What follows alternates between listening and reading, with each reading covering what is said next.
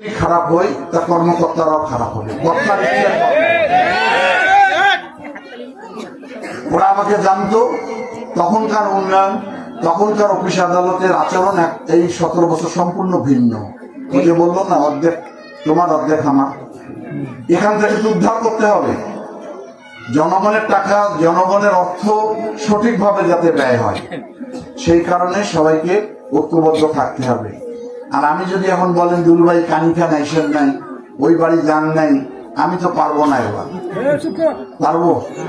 এই যে আজকে আসছি 7 পার্টি শেষ কি।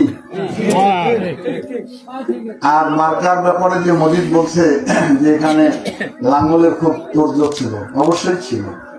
তা আমি সবসময় ভাষণে বলতাম যে এই বুড়া লাঙ্গলটার ঘাড়ে ধরে থাকেন না ভাই, লাভ আছে কোনো? কারো বাড়ির লাঙ্গল আছে এখন? সব পাওয়ার টিলার আর ট্রাক্টর না দখল করছে।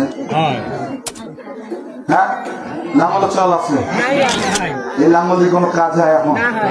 জিয়াউর রহমান তো লাঙ্গলকে আগে বিদায় করে দিছে, পাওয়ার টিলার আর ট্রাক্টর আনে। তারপরে আসলো নৌকা।